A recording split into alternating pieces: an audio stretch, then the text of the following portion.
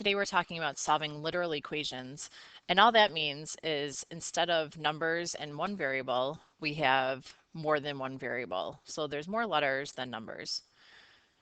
So I want to show you this example and kind of compare these two side by side. As you can see right here, this is actually the same exact problem, except this has numbers and this has letters.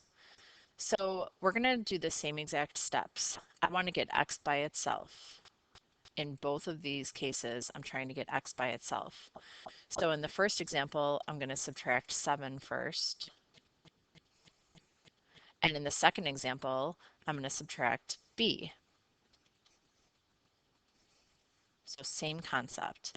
Now over here, I can bring down the 2x and I can combine these two terms. So I have 18 minus 7, which is 11. However, over here, I'm going to bring down the a times x, but I cannot combine these two because they are not like terms. So I'm just going to write that as c minus b. Going back to this, I still need to get x by itself, so I'm going to divide both sides by 2. And over here I need to get x by itself, so I'm going to divide both sides by a. So here again I can combine the right hand side. I get x is equal to 5.5. And over here I get x is equal to c minus b all divided by a. There's nothing I can combine there because they are not like terms. So as you can see, the procedure is the same. It's just, it looks a little bit different because we can't really combine things in this example. So that's what we're talking about today. Here's the next example. I want to solve for t. Sometimes it's helpful just to underline what we're looking for, what we're trying to get by itself. So if I want t by itself, I have to get rid of this 3n.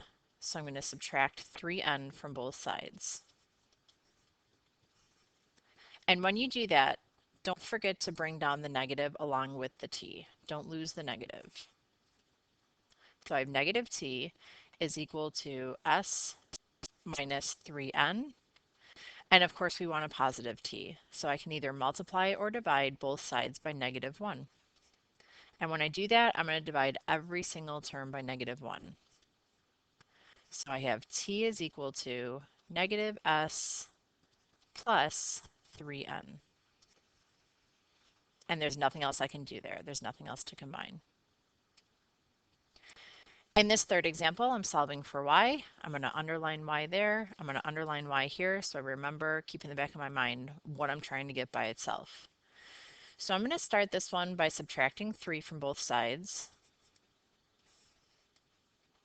And so I'm going to bring down the 4x, 4 times x times y, and that's equal to 5z minus 3. I cannot combine those at all. Those are not like terms. And now again, I'm getting y by itself. Right now, I'm multiplying y by both of these terms, 4x. So I'm actually going to divide by those two terms, 4 times x. And I'm going to divide this side as well. So I have y is equal to 5z minus 3 all over 4 times x. And there's nothing else I can do there. I'm going to have you try the last example on your own. And we'll continue this in class.